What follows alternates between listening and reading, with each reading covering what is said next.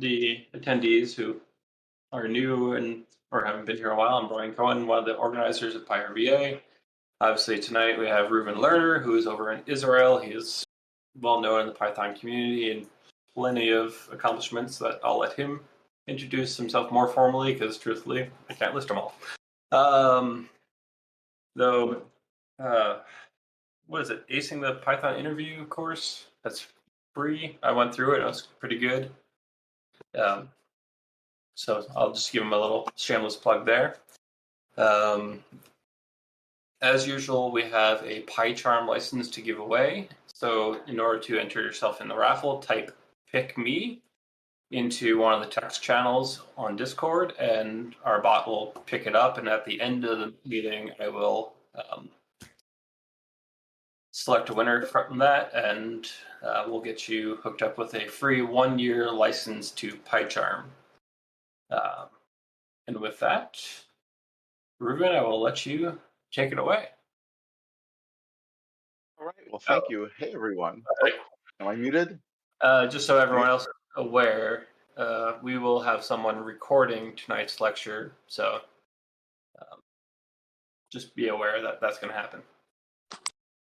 So don't say anything incriminating. Exactly. All right. Now I'll let you have it. Sure thing. Thanks so much. Hey, everyone. Welcome. I guess I'm the one who's really happy to be here and welcomed in your meetup. So so I'm Reuven, and I teach Python. I've had my own consulting business since about 1995 or so. So I've been self-employed since then. So far, so good. And for the last, 15 years or so, for a while I was doing programming projects in a variety of languages, some Ruby, some Python, some other things. And then about 10 to 15 years ago, I decided to go all in on training.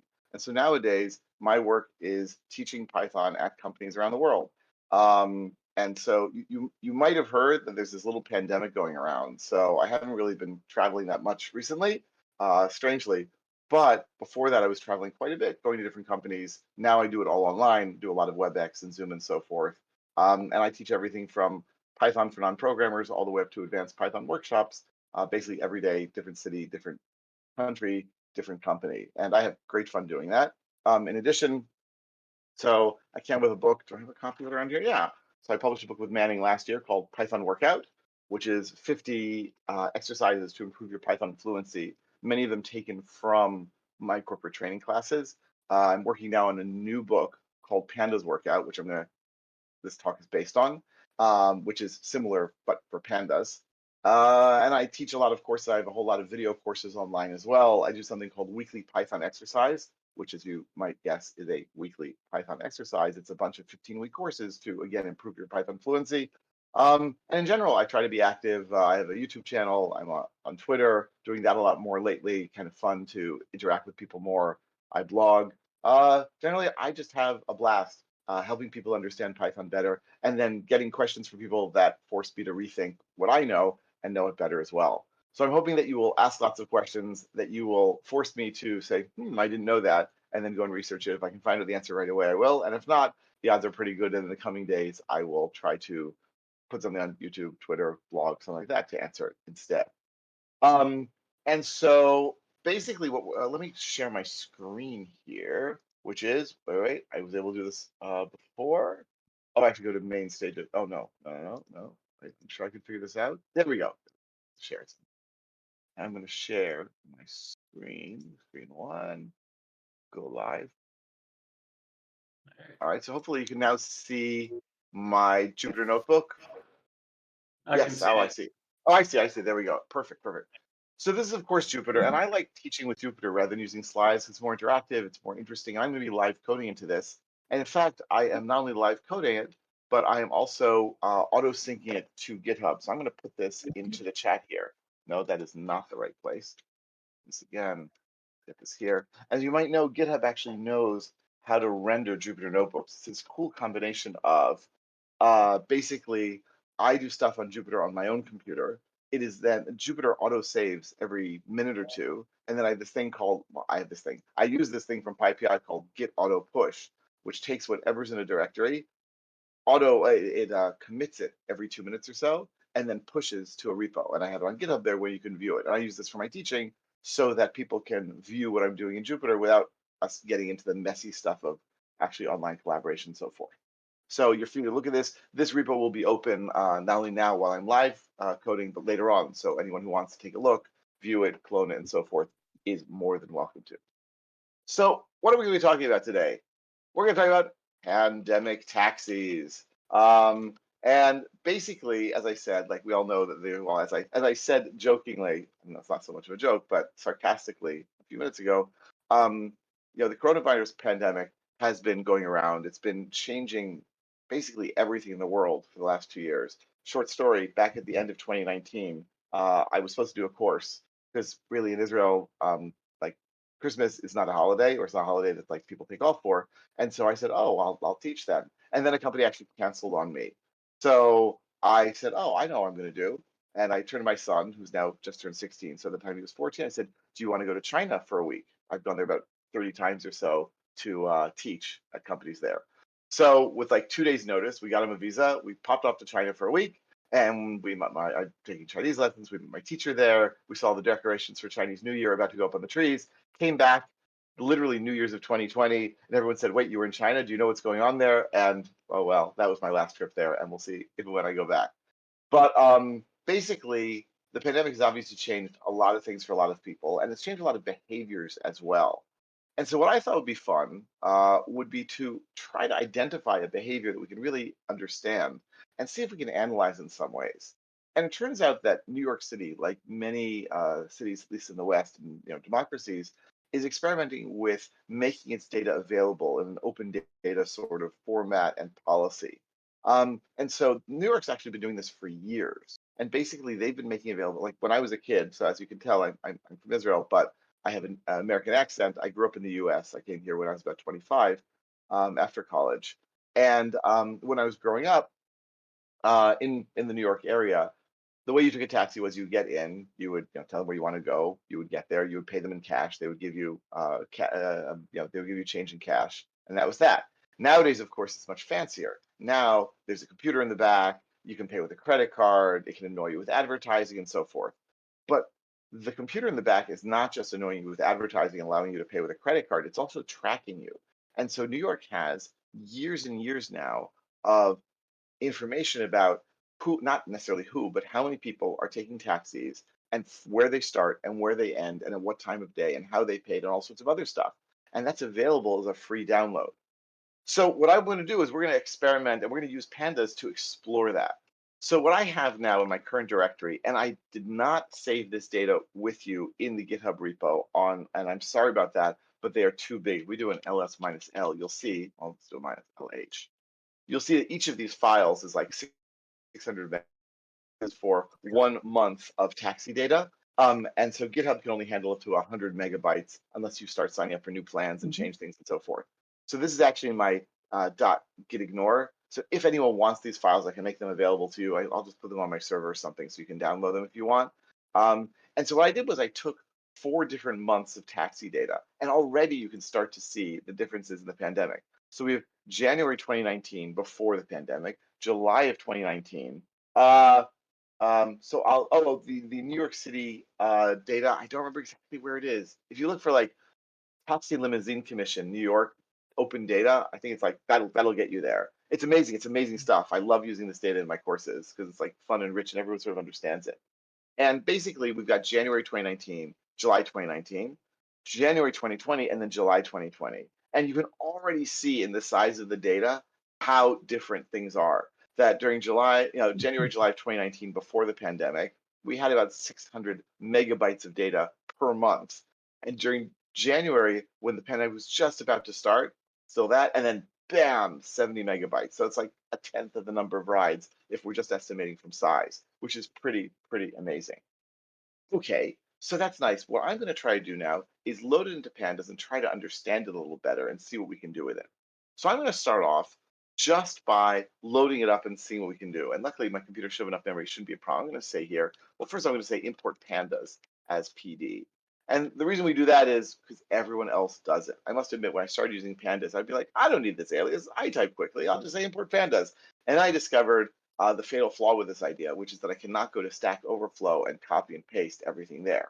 Thus, I now say import pandas as PD, and all is good. I'm also going to say from pandas, import series and data frame. And that's just a convenience thing, because I don't want to say pd.series, pd.dataframe. And so now I'm going to load the data into a data frame. Well, I'm going to load 1 month's data. So let's see, data from, let's call it let's even say July 2019. Let's get rid of the January stuff. We don't really care about that so much. So I'm going to say here, df equals, actually, let's do this, df of 0719 equals pd read CSV into NYC taxi data. There we go. And we'll say here 2019. Okay. So I'm going to read this in. Now, as you can tell, this is a lot of data, right? This is 500 megabytes or so. Not maybe a ton of data as many companies have to deal with, but it's there. All right. And I get this warning, this weirdo warning here. It says dtype columns 6 have mixed types. Specify dtype option import or set low memory equals false. What the heck is going on here? Did it work? Right? Did I get my data? Can I say df, dot head? I can. So I was able to do that. And if I say here like df.dtypes, which shows me the dtypes, oh, sorry, df. Oh, I know this is going to be a problem for me, dtypes. We see actually that it was able to correctly, I believe correctly, figure out the dtypes for each of the columns here. And what are the columns that we have? Well, there's the vendor ID. I'll tell you about that in a moment. We have the date time, well, when the person was picked up and dropped off. We have the passenger count, so how many passengers were there. By the way, this is added manually by the driver. There's no automatic figuring out sensor to figure out how many passengers there are. Trip distance in miles, the rate code ID, which is like what kind of rate. This I don't remember, store and forward flag. Pickup location ID and drop-off location ID. Older versions of this would actually say your exact longitude, latitude for pickup and drop-off. And someone finally realized, wait a second, that's probably a bit of a privacy violation. We can really track who's going where and when. You know who's probably disappointed by this? And I have no actual information about this. I'm just guessing. Companies like Uber and Lyft, because they were like, oh, we know where to send our things. At the end of the day, now they have it divided. They have New York City divided into neighborhoods identified by integers, and so they can identify you that way, which is not as exact. Payment type, we'll talk about this in a bit, but like how did you pay? Cash, credit card, and so forth. How much was it extra? And like fares in New York City taxis, like many places are composed of many different things. We have the original fare, then we have some extras. There's a tax. How much do they tip? How much were the tolls? Surcharge for improvement. Total amount is everything, and the congestion surcharge is like on top of that, I guess, as well. So we have a whole bunch of things here, and it seems like Pandas was able to guess pretty well what was going wrong. Like, why is it giving me that warning? So the warning is like this. When Pandas reads data into memory, it tries really hard to guess correctly what kind of data you have. And so it's going to go through the columns, and it's going to try to figure out, oh, is this a float column? Is this an integer column? Or if neither of those is true, it's going to just call it an object column. An object is a sneaky way of saying string. What it's using is Python objects, and the Python object is going to worry about here is string. Now, is that bad? Not necessarily. Not necessarily, but like it can really be useful. Oh, there's a torrent for it, of course. Of course, I should know. Anyway, so what's it complaining about? It's saying, listen, I loaded a lot of this into memory already, and that's good and everything, but there's some mixed types in some of these columns, meaning I can't tell if it's a string or an int or float. And there's a lot of data here. So I didn't want to like hog up tons and tons of memory. So I'm warning you. So the solution is we can do one of two things. We can either say low memory equals false.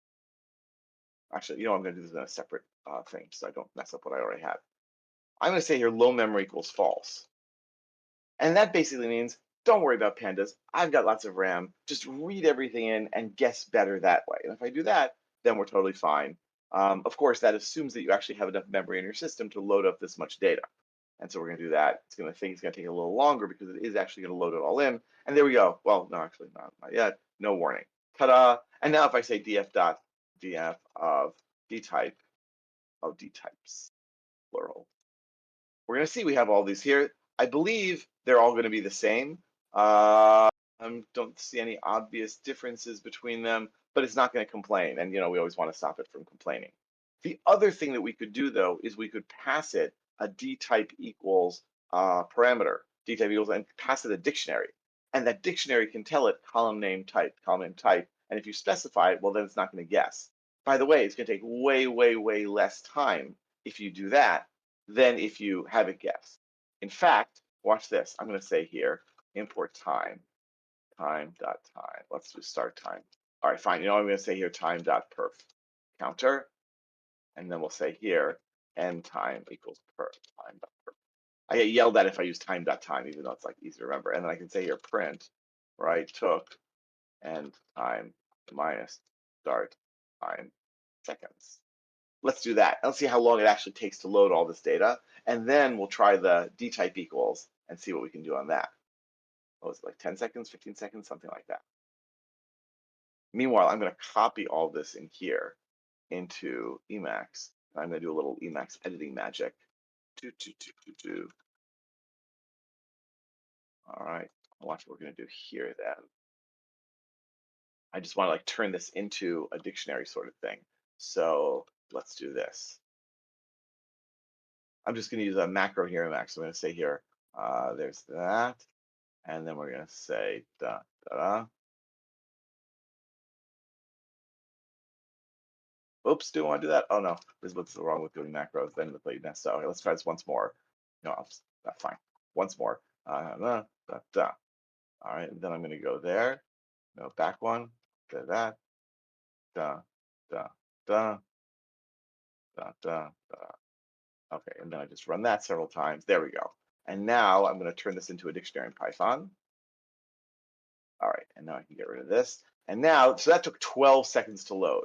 So if we say here, I'm going to set this to be a dictionary. I'm going to say dtypes, or let's say load, say taxi, dtypes equals, and this is going to be a column. And then I'm going to say, I'm just going to do pylab, I'll do, well, I guess I have to say, fine, I'll say import from numpy, import float 64 and int64. There we go. So now I've created my dtype. So now I'm going to do exactly the same thing, but instead of saying low memory equals false, I'm now going to load it in, and I'm going to say here what the dtypes are. So I'm going to say here, don't do that. Dtype equals taxi dtypes. And now let's see how long it takes. Oh, well, it actually helps to use the right syntax. And this should take way, way less time because it's not going to be guessing. I mean, it's still a lot of data, so it's still going to take some time. I haven't actually checked this in a while. There we go. So it's like, what, half the time or so? A little more than half the time. So if you're dealing with a lot of data in Pandas, you can save a lot of time by specifying the dtypes in advance and not telling Pandas, oh, why don't you go guess, right? I'm sure you'll be fine. Okay, let me just go back there. And hold on. Where did I put this? Oh, there we go. Excuse me. Okay. The thing is, though, do I really want all of these columns? Well, not really. So we can say which columns we want to use. And so I can reduce it even more by specifying a few columns. I'm going to say here, use calls equal. And we might have time later on to use more of these, but I'm going to choose only a few of them. I'm going to say passenger count. And then I'm going to say here total amount. And then I'm going to say here payment type. And now it's probably going to like get upset with me because I have columns I didn't mention. No, it's not going to get upset with me at all. That's kind of nice. There we go. And now, of course, it's going to take way less time. So I've cut my load time from 12 seconds down to 3 seconds in not so much time, just by cutting down how many columns I'm loading and by specifying their dtypes. Okay, great. Does that auto work for Parquet? I have no idea what Parquet is. I think that's one of those data types that people use for loading into Pandas that I'm not familiar with. It's like, from something. Like Pandas does, if you do like PD read, like it has a whole bunch of things. I don't know, Parquet is one of them. Yeah, there we go. So I'd be happy to hear what Parquet is, but I don't know. So Parquet is a flat file data format that includes data type definitions and all of your dictionary information with it.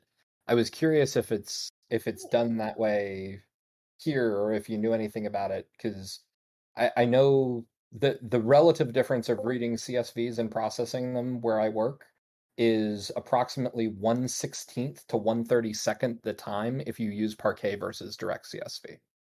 Wow. I can totally believe it. I just read something, I'm trying to remember where, but that if you use Feather, then it's also similarly much, much faster. The Feather is like a binary format. And what someone suggested was, if you're going to be using the same data a lot, read it in a CSV. That's fine, but then write it out as Feather, and then like the next time you have to load it, it'll be way, way faster. And there's just like so much parsing overhead going on with CSV. And it normally tries to use a C language parser, but even then it's still dealing with text as opposed to binary stuff. So by the way, because it demonstrates how long I've been living in Israel if I pronounce it parquet, because here like people talk about parquet floors and it drives me crazy. All right, now it will drive you crazy. So there you go. That's a great example. Like I'll give you our work example of by reading CSV and dumping to Parquet before we started actually doing processing. We took a weekend job that used to take about 28 hours to run, and it now runs in like 3 hours. Whoa, whoa, that is fantastic. Wow, wow. Okay, thank you. That's a right. And when you think in terms of, oh, it's 12 seconds rather than 3 seconds, okay, like I can wait 12 seconds. But right, if you multiply that out, if you have 60 times as much data or 3,600 times as much data, suddenly this is like a serious thing. Wow, very cool. So now that we've got this, what do we want to do with it, right? So let's take a look at our DF here and, DF head. And of course, we can like play all sorts of games with it. We can start saying, well, give me some information about this and what can we find out? Oh, actually, I wanted to get distance as well. Let's do that. Trip distance. There we go. Have to wait another 3 seconds, I guess. Probably a little more now. Okay, there you go. All right. And so we have all this like information now that we can use from July of 2019 before there's any pandemic going on. So for example, we can find out like what was the average passenger count, right? And so if I say here, right, DF of passenger count, mean, and that's actually not so useful, right? So the mean with passenger count, well, typically taxis don't carry 1.5 passengers, but well, this is an example of where the mean isn't necessarily very useful because we want to see sort of the breakdown. So maybe I'm going to want to do some sort of, well, how often does each thing exist here? And passenger count, of course, is going to be integers, even though here I see floats, so there's probably some nans in there. So if I say df of 0.7, passenger count, we can use one of my favorite methods, which is value counts. And value counts, well, it does exactly as the name implies. Basically, it's going to take all the distinct values and count them. How many times does each value occur there? And you can see there that passenger count for taxis, it's overwhelmingly one-person trips. And if it's not one person, that's going to be two-person trips. And then it drops off really, really steeply after that. By the way, I do not understand how you can have a 9-person taxi ride. I didn't think they had taxis that big, but sure. One of the cool things you can do also with value counts is you can say normalize equals true, and then it will turn it into percentages. And so you'll see then, oh yeah, 70% of taxis in New York have one person in them, one passenger in them, which if you're looking at this data over time and you're, say, in charge of planning for taxis, you're like, maybe we don't need so many full car taxis. Maybe we can get away with like much smaller cars and it would lead to less congestion. I don't believe they actually made such decisions, but you can certainly look at it and sort of make some decisions based on it. And this kind of data allows them to think about it too. Okay, so that's great. That's in terms of passenger count. What else can we look at? Well, we can look at the trip distance. Right in here, I can say df of trip distance. And again, we can look at the mean, but I actually like to use describe. Oops, I'm gonna so regret not calling it df. Well, it's not wrong what we got here, but it's kind of annoying to see it in this way. And now I'm trying to remember exactly how we can format things. Do I? I never remember exactly how to format stuff in Pandas, truth be told. So let's see here if I can do, anyone remember? I think it's like apply, like something like that. Oh, I can do a stir format. I can do that of, and then it's going to be like colon, comma, dot 2f. Does that do it? Nah, I didn't like that so much. What did not like? Oh, it's not for series object. Oh, go away. Okay. Oh, because I'm doing fine. So we'll just deal with it the way it is. That's that. So basically, what we see here is we've got a lot of them, right? So we've got 6 zeros there, and the mean is going to be, well, these are all 0 zeros, so we should be fine there. So the mean is basically going to be we've got 3 people. Oh, I'm sorry, 3 miles per trip. The standard deviation is 4, so it's a lot of variation. right? The minimum is 0. We're going to talk about that in a moment. And the maximum is going to be then 300 miles, 300 miles there. That's a really long taxi ride. So you see there's an incredible amount of variety between these taxi rides. Okay. And then we can also see, let's see payment type for a moment. And then we'll start to look at this a little more. So df of payment type of value counts. Let's even do a normalize equals true. And what we get here then is, how did people pay in different ways? Let me look this up. Let's see here. Payment type of, I think one is, where did I put this? I have it in my notes somewhere. Huh. Hey, Reuven, I stole it from Stack Overflow, but I just pasted into the chat a snippet to set the options for Pandas. Oh, thank you. Excellent, excellent, excellent.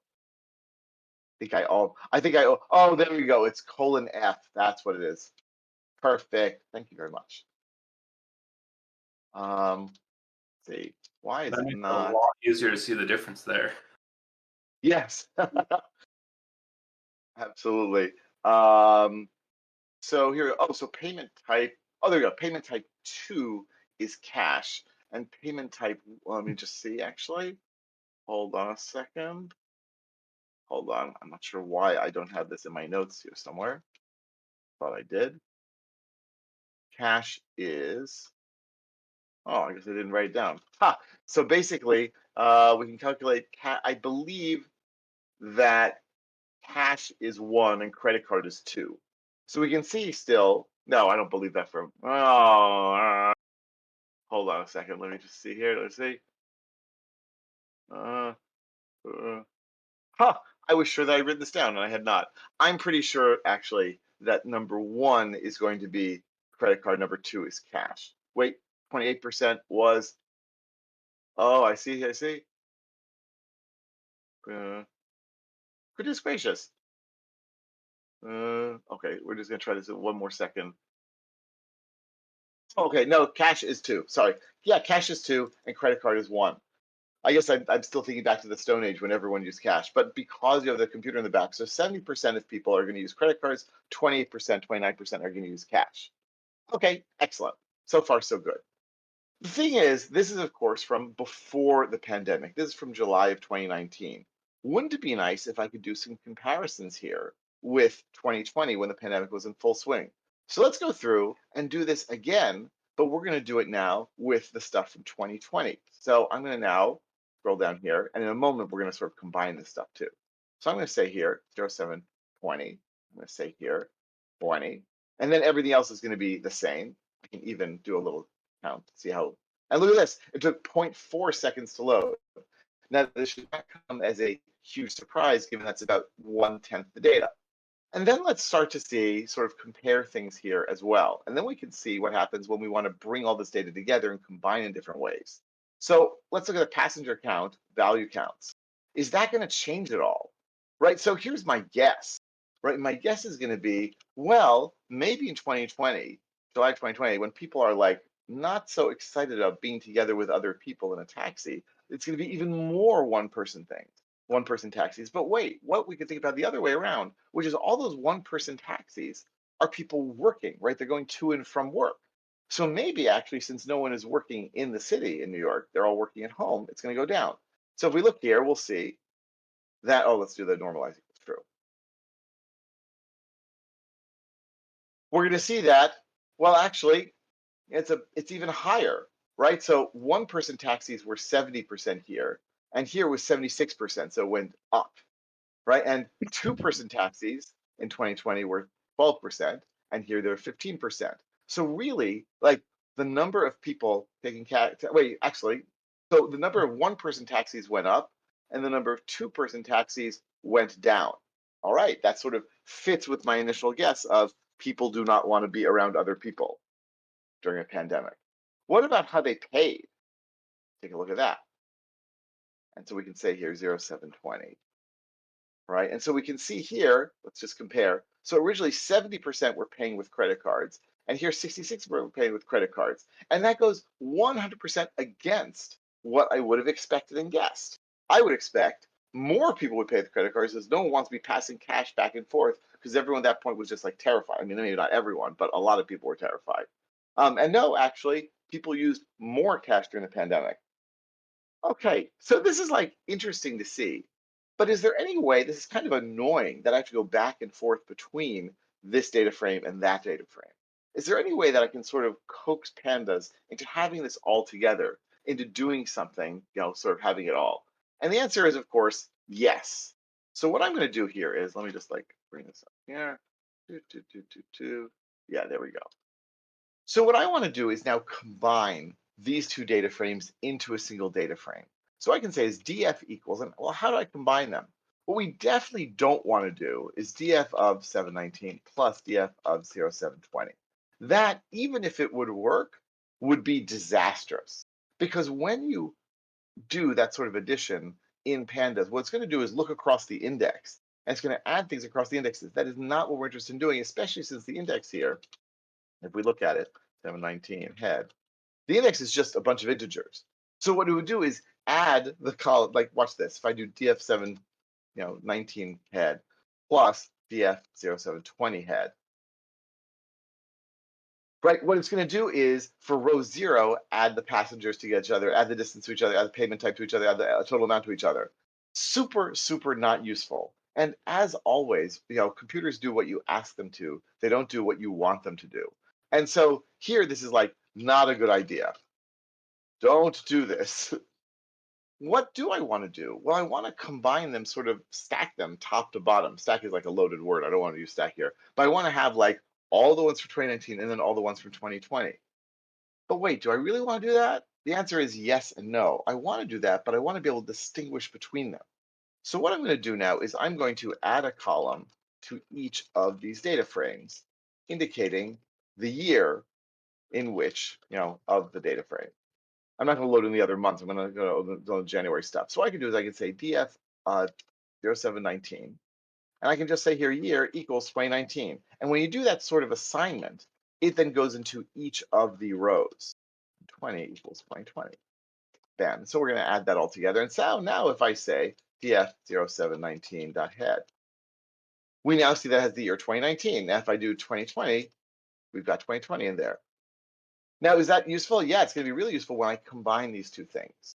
So the combination is not going to be with plus, as we saw. By the way, if I wanted to now do that, again, don't do this, but it's just kind of amusing to see.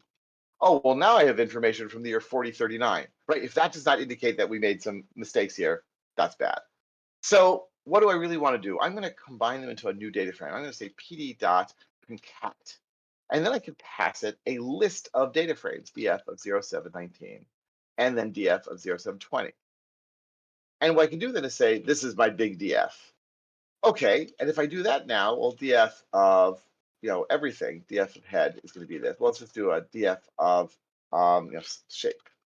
And now we see that we have indeed that 7 million rows with 5 columns. This makes much more sense to me.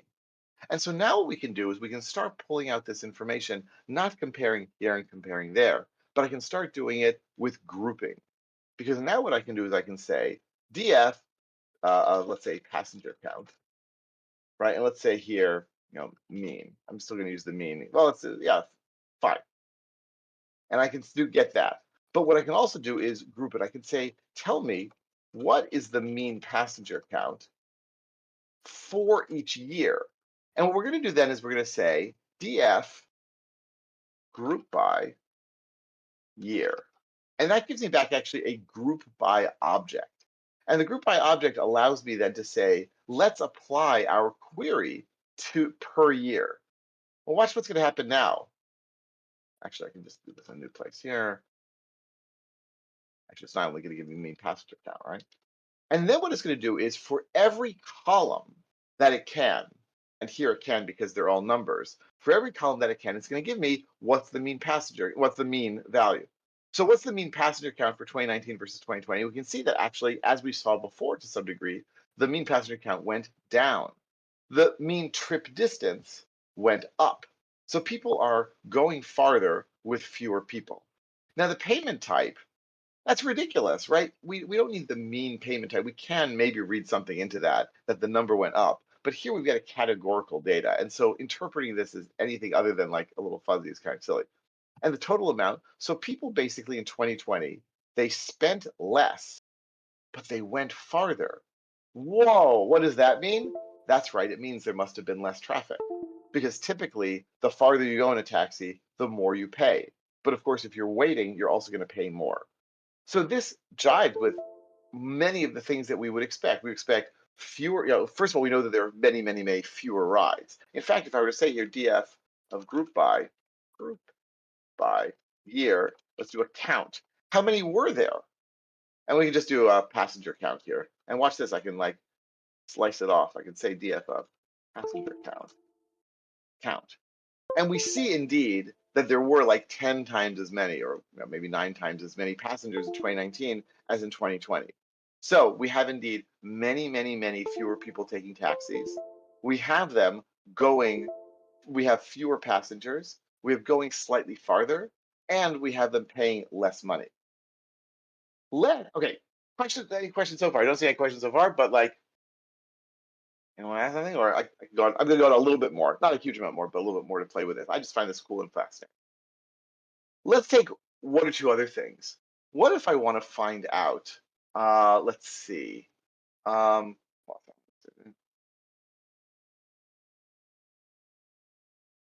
about this? How many trips were greater than a certain amount? Like basically, if most of our trips, if I do here a DF of trip distance, let's just do a describe. So we're going to see that once again, the minimum trip is 0. The maximum trip, so someone went 256,000 miles in a taxi. I feel for them, right? Definitely not this place you want to be spending that much. I'm sure this is an error of some sort. But basically, what we can do is say, well, what was the maximum, what were the minimum maximums there during each of the years? And group by is our key to doing that. Well, let's say I want to get that. So I can say here, do here trip distance. And do I want to get the min or the max? Well, I can say min, right? I can say max. So in both times, we basically have these crazy, crazy numbers, right? Although it was crazier in 2020. I guess if there's a pandemic going on, you really don't want to get out anywhere. So you're willing to go 256,000 miles in your taxi. Wouldn't it be nice if I could do both of these? So I think, here, watch this. I can do this. I think I remember the syntax for this. App of, right? And apply, and I think I can do, ag. And then I can say min, and it'll do minimum. But I can also say ag of, and I can say min and max. And it'll give me both of them. So basically, I can use an aggregation function here by explicitly stating it. Or I can say ag, and then I can say which ones I want to use. And I can even then say mean. I can even say, what's the, I think median is there. Yeah. So we can start to get, I can get standard deviation. I can do all these things. So aggregation, this ag is really, really nice and useful in allowing us to do that sort of thing. All right. Let me show you one other fun thing we can do with this. And then, then I'll have like, oh, well, there's a payment information. Sorry, payment type, and then maybe we'll look at one other thing as well. So let's look at this payment type sort of thing. Well, how do I want to do that? So did people, so how many people, or let's do this maybe. What proportion of people paid with credit cards? Right, in 2019. Well, we've already seen that, right? I can say df of, and we can say here year equals 2019, right? And then what I can do, well, actually, we could just do a df. We could just do it this way, and we'll say df of lock df year 2019, and we'll say payment type. So that's going to pull out payment type from there, and then I can do, of course, a value counts, right? And it's going to show me how many of them, and we said credit cards are number 1. So here's what I want to do. I want to find, so let's see, what proportion of people in 2019 use credit cards? And well, actually, I guess we saw this with value counts. We don't need to like belabor the issue. All right. So basically what we can do is we can say then df, let's see, 0719. What do I want to say here? Payment type. All right, we can just do a value counts here. Look at this again. Right, and so we're able to see here the 70% used, and we looked at this already, so I'm kind of repeating myself. Sorry about that. Right, so we saw that. What was I about to ask here? Oh, I can't remember. Sorry, it's a little late for me. All right. So actually, let's look at the other thing that I wanted to play with. Right, there's no reason to go. So let's look at one other thing, which is I want to go back and load distance from New York City to LA is just under 2,500 miles. Taxi driver probably didn't know how to operate the start sign. Yes, I'm sure. Oh, that's right. Sometimes it's kind of fun to look at those sorts of numbers. Like if I just look at all of the DF and I see here like trip distance is greater than, let's say, well, you want to say New York City to LA is 2,500 miles, let's call it that. How many trips were over 2,500 miles? Right, and so if I say here something like this, it's going to give me, of course, this is going to give me a Boolean series, and then I can apply that here. Well, one way to do this, I can use value counts again. This is like a quick way to check these sorts of things. Okay, so only 1%, but if we don't normalize, or 0.00, but if we don't normalize, we will see there were actually 8 trips that were taken, officially speaking, during this entire period that were greater than 2,500 miles. Now, you don't want to do that, right? How many people took 500-mile taxi rides? All right, 9, so fine. How many people took like 100-mile taxi rides? And you'd be surprised, it's actually like not as total. I mean, it's not common, but it's not like something you never ever do. I mean, I assume like not a good thing to do. Oh, I know. Let's load these up again. I'm going to copy this. Another question I want to ask is, did people tip better during the pandemic or after the pandemic? So I'm going to load all this up again. I'm going to load, including tip amount. So watch this. I'm going to load this up again. 22222. I'm going to say, no, I didn't copy it. There we go. Copy. Now this time, copy. I order you to copy. There we go. We're going to say here, tip amount. And so we're going to do this for 2019, and we're going to do this for 2020. And of course, I could even do this in a for loop if I really wanted to. We're just doing 2 here, so we'll do that. 2020. All right. And then we can do either df equals pd cat of df 0719 and df of 0720. There we go. So once we've got that, and that should only take a few seconds to load, as we now know. Now what I can do is I can say, well, what did people tip? But like, I don't want an absolute number. It should be relative. Like, so what proportion of the total amount was a tip? And so we can say here df of tip amount divided by df of total amount. Well, that'll give us information there. So why don't we just put this in? Why don't we say df of tip percentage equals df of tip amount total amount? Now we can ask a question. Did people tip more in 2019, more as a percentage in 2019 or 2020? Drum roll, please. df of group by, and we're going to say here group by, and we're going to say year, tip percentage, and we'll say mean. Oh, what did not like here? Because we got some nans. Year. Oh, I didn't do the year. Ha ha ha. df 19 year equals 2019, and we'll do this for 2020. This is why it's better doing a for loop, right, folks? And now, okay, it's calculating, and now, and so we see actually that in 2020, people tipped a bit less, right? Not a huge amount less, but like 1% less. And so we can see that it went down. Now, why did it go down? I don't know.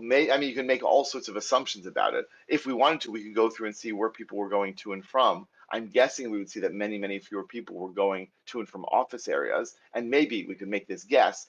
People going to and from business areas tip more, maybe because it's not their own money, maybe because they make more or something, because they didn't feel so squeezed and panicked about the pandemic and what was going to happen with their own finances. So you can start to like really play with this and see what's going on. All right, let's see. Anything else I want? I think this is a good place to stop for now, unless people have questions. I mean, I also sometimes like it's fun to look at the time that people took. How were they longer or shorter, that sort of thing. Play with dates and times and pandas. But I think we can stop here. If people have questions, people want to say things, people want me to talk about other things, I am super, super happy to do that.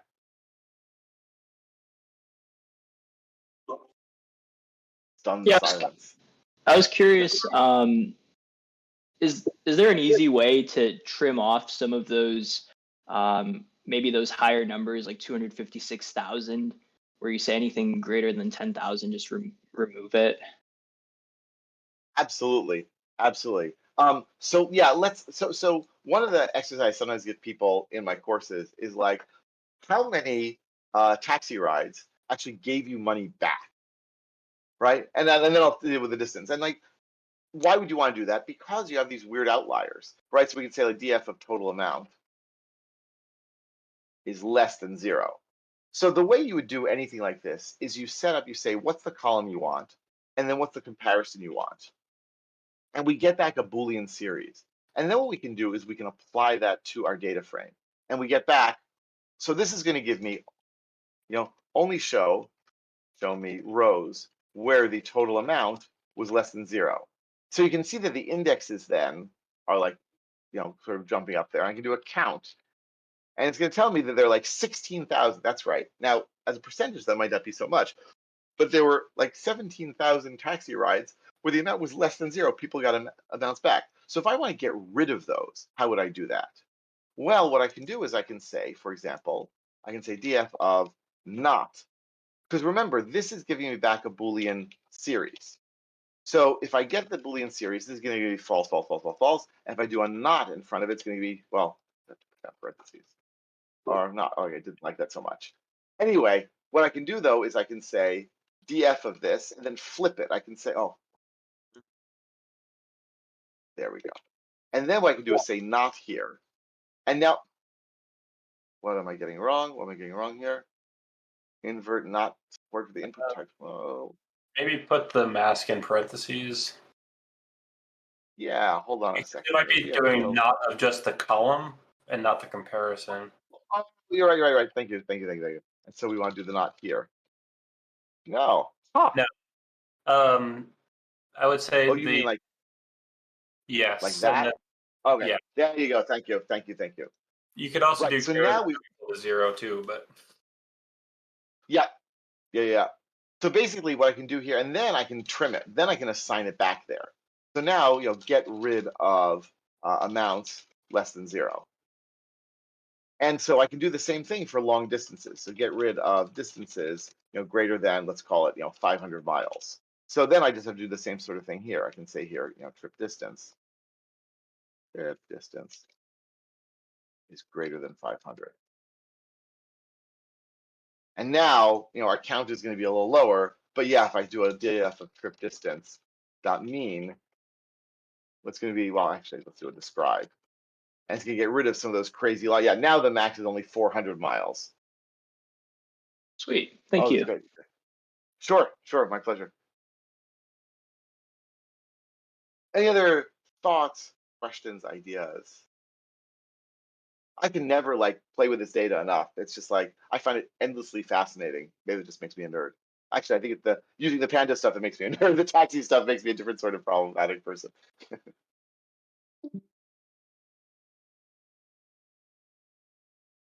All right. So basically, this is all relatively straightforward Panda stuff, but it shows you that even with I heard this. There's this guy who runs a blog. I don't think he really does it very much anymore. It's I Quant New York. Yeah, I Quant New York. I guess we should know it's old because he runs it on Tumblr. I guess he did in April 2020. His name is, what's his name? I forgot. Ben Wellington. And so I heard him interviewed once as Ben Wellington. Oh, graphs. Yes, we'll do some of the graphs. So I heard Ben Wellington interviewed once, and they asked him, so what sorts of really specialized tools do you use to analyze New York City data, including a lot of data from taxis and so forth? He also did parking meters and so forth. And he said, oh, I use min, max, standard deviation. The question is not are you using really sophisticated tools necessarily. The question is, are you asking interesting questions and using tools for it? Oh, my share went bad. Oh no. Okay, let's see. Stop the share. Let me guess. What do I have to do that? Oh, press this. Stop sharing. Share the screen again.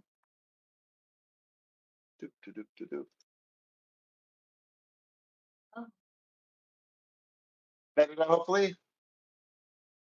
hang tight while we have technical difficulties. How appropriate for a technical group. You see it? You see it now a little better, maybe?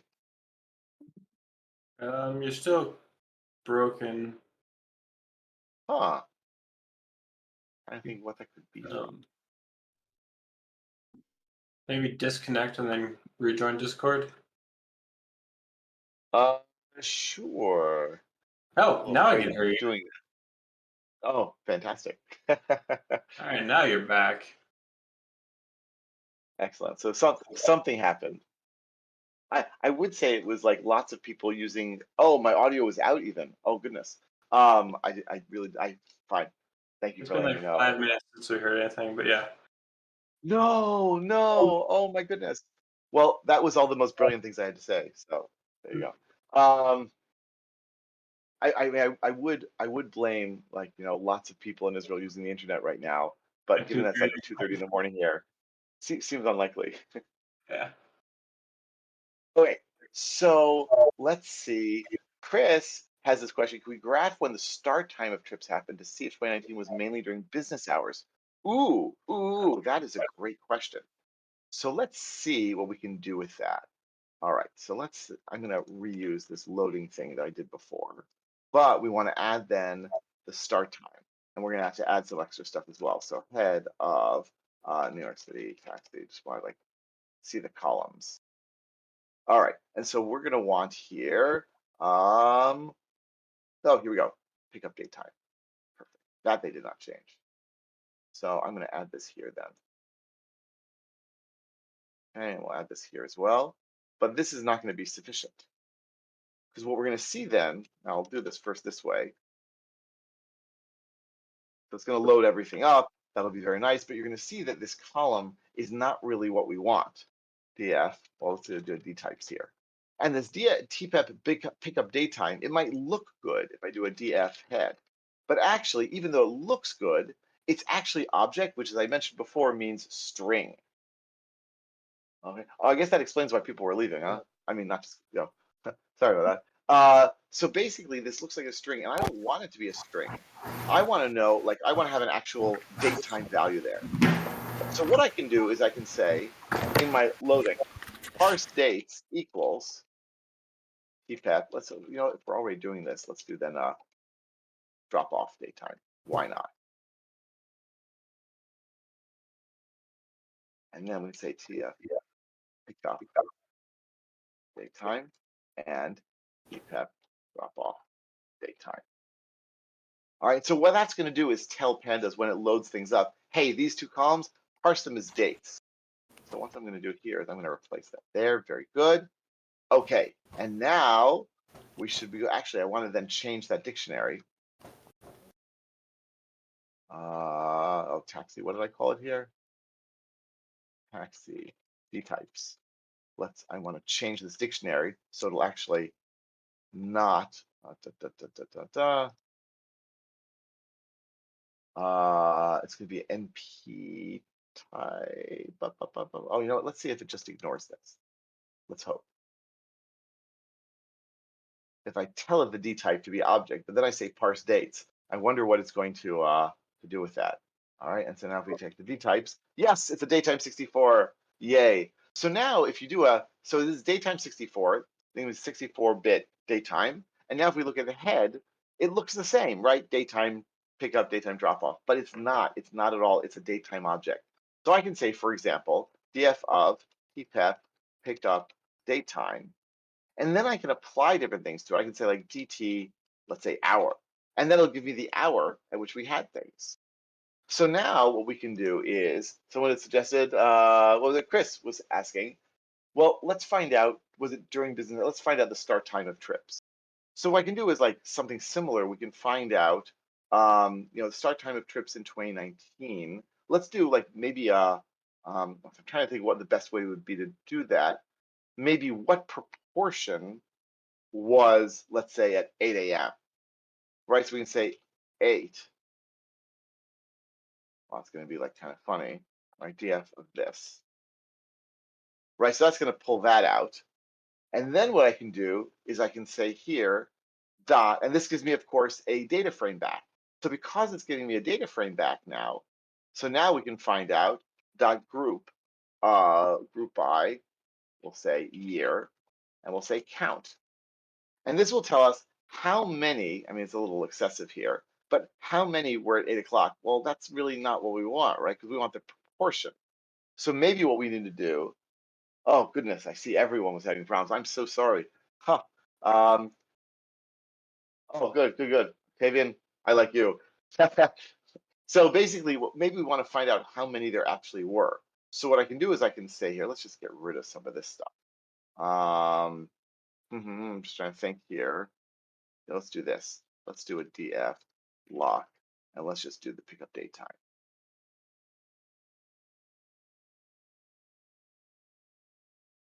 Oh, but then I need the year. Never mind. I'm just trying to see. So you know what? Let's do this. Let's just do a df of group by year count.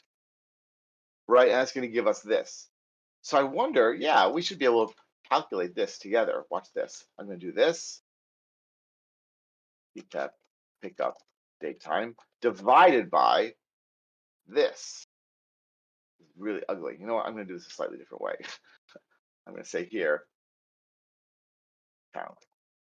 That's going to give me the count just for that. And then what I can do is divide that by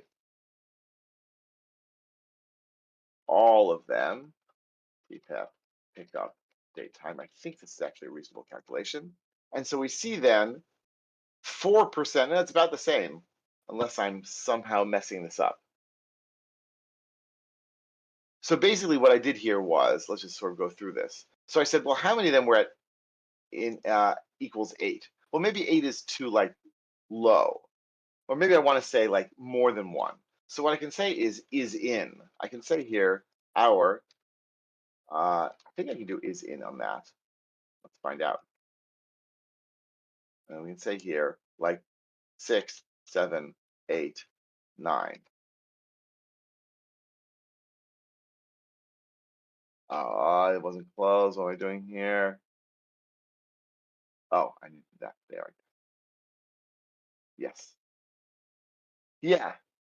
We normalize on the average to see distribution throughout the 24-hour day. Well, what we could do, we could say here, that's probably a smart way to do it. I can say here, df of tf pickup date time.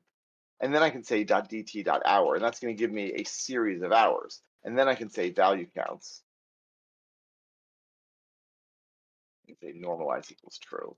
And that's going to show us, and let's even say here, sort index. So now we can see each of the 24 hours of the day, what proportion there were. And so we can see 8 in the morning. So it does not, well, overall, now let's do this, break this up by, well, actually, so let's actually, instead of df 0719, let's actually do this manually separately here.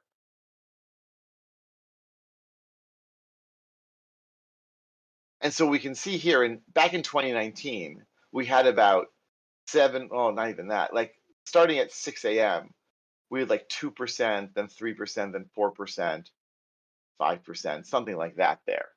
And here we look at it and we see it's 2%, 3%. It does go up, but it's still a smaller proportion, it looks like. 6, 7, 22. And you know what? Let's do both of these together. Yeah, watch this. Here, watch this. I'm going to put these into a data frame. I'm going to create a data frame where I say here with this, I'm going to say 2019 is going to be that. And then we'll say 2020 is going to be that. And now I have a data frame where I can actually compare it a little better. And we could even graph this. Even do that. And let's see here, plot.line. Oh, there we go. Now it's looking a little better, huh? So this is the number, this is the proportion of taxi rides, proportion in each year at each hour. So we see that, not surprisingly, it goes down around midnight, right? Starts to go up when people start to commute. So we actually do see some sort of rush hour, the proportion is higher.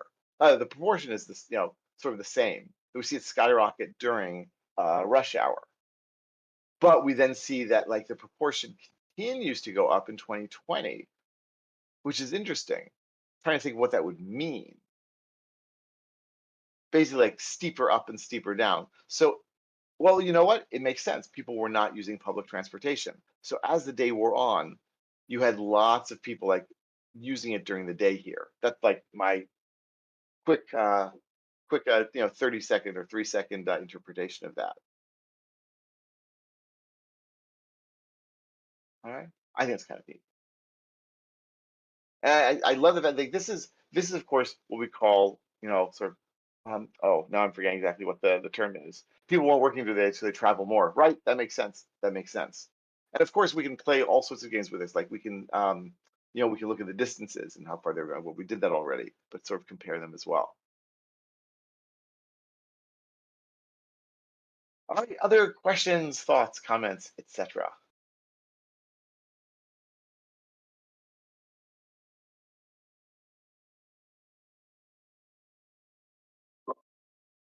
All right. It was a good talk. All right. Thank you. Thank you. All right, folks. So first of all, thanks so much. I would say thanks for being up late with me, but I was the one that's late with you. I appreciate it. Thanks for inviting me. This repo will be around, as I said, so those of you who missed my voice can still see that and go through it. And comments, questions, thoughts, even afterwards, feel free to email me, reach out to me, Twitter and so forth. I'd be very happy to get ideas on how to like new things that we can analyze from this and learn about it as well. And I hope this gave you some new insights into things we can do with and play with pandas to understand the world better. Yeah. It did. Thanks a All ton. right. My Yeah. pleasure, folks. Question and answer. Other open data for some people would be we noticed that the tips went down in 2020. Is that correct? Yeah, I believe so. I wonder if that has to do with like people only tipping so much, or like a max tip per trip, and maybe fewer trips resulted in lower tips overall. But I think that's going to be kind of convoluted. Well, what I did here was tip percentage per trip. So given because we're able to do this sort of thing. So what was the mean? We calculated what's the proportion of the tip for every single trip out of the total amount, and then we were able to see what was the mean on that. Now it could have been, we could let me just copy this for a second and then like paste it. We could do a standard deviation, right, and see how much it, oh, well, I didn't like, because I said, fine. So like, I'm thinking fine, like if I have it in my head that I will tip, up to $5 for a fare, but I'm going further on this now, then that might reduce my tip percentage of the total amount. Interesting. I hadn't thought about that. I mean, I guess I always thought of tipping as like a percentage thing rather than an amount thing, but everyone has their own way of doing it, and that could be. It could that I think it's very insightful. Yeah. It'd be fun to play. It would take a lot of manipulation, I think. But yeah, because you need to say like, well, is there a hard number if we go above this, above that? Alfredzo is asking, are there other open data samples you recommend? So I've been like, for the pandas book, I've been playing with a bunch of different data sets. The taxi one is one. Whoops, didn't mean to do that. No, come back. Let me just see like what other data I've been playing with. Oh, I know. Like, so well, there's one that like I'm writing something about. Well, let's see. Kaggle has a whole bunch of that's cool data sets you can play with that you can go to. So New York City, I look a lot at the taxis. Parking violations is super fun to play with in New York. Like, what kinds of cars got them, ticketed most. What else? I like to use weather, like weather information. So I downloaded weather from like I don't know if it's a National Weather Service or someone like U.S. government agency that deals with this, where you can get weather information. I was able to compare it across a bunch of different cities. What else? Oh, I know. I've been playing a lot with, I know this is like close to home, the Stack Overflow survey of developers and the Python community survey of developers. There's a lot of information you can mine there about what people are doing and what they play with. And what else? I'm right now working on something that uses, EasyPass. I'm absolutely sure that there's something there about EasyPass. That's very good. taxi rides, the subway rides. I'm 100% sure you can do that sort of calculation and correlation there. And I'm sure you would not be the first person to do it, but that would be a fun thing to do. Yes, awesome data. That's what I was going to say. Open awesome data. There's like on awesome data sets. I don't know if this is the same one. Awesome public data sets. I'll put this in. Oh, it looks like it's a different GitHub thing. Ah, I guess there's lots of awesomeness out there, but I can pop this in there as well. And sometimes, like if I'm looking for an interesting data set, I'll sort of scroll through here and say, oh, what's interesting to me? Like, what do I want to deal with now? Lots of medical stuff as well, climate stuff. You can sort of the amazing thing is you can find data on just about anything nowadays. Oh, I know what I did. I looked at a lot of like SAT data. So like I looked at sort of different states, different universities, sort of what averages were in different places, proportion, and so forth. It's kind of fun to do that. Although I think now, like as the pandemic, lots of schools are less interested in SAT. So there you go. My book is already out of date before it's published. All right, folks. Thank you so much. If you have any more questions or whatever, please be in touch. It would be great to hear from you. And hope to see you in person at some point. You never know. And I'm definitely going to be at PyCon in person this year. So if any of you are planning to go, it would be fun to meet up in person there. Yeah, thanks for staying up late with us and telling us all about pandas. It's a great package. I love using it. So amazing stuff. My pleasure. All right, folks. Have a good night. Talk to you soon. See you, Reuven. And if anyone is interested in the PyCharm license, by all means, no one's entered. So I guess first come, first serve if you want the PyCharm license.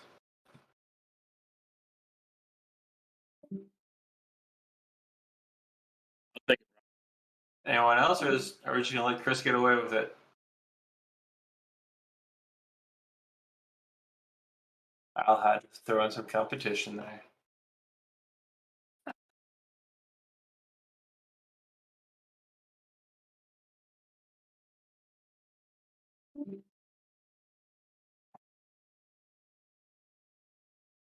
Luck. Did I win? I'm giving it another minute. And all right.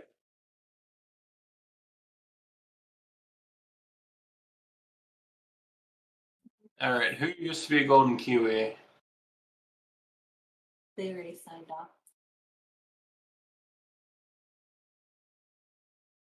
Okay. So we've changed your name. I'll let Chris May know, and he will get you the information. But thank you all for coming out.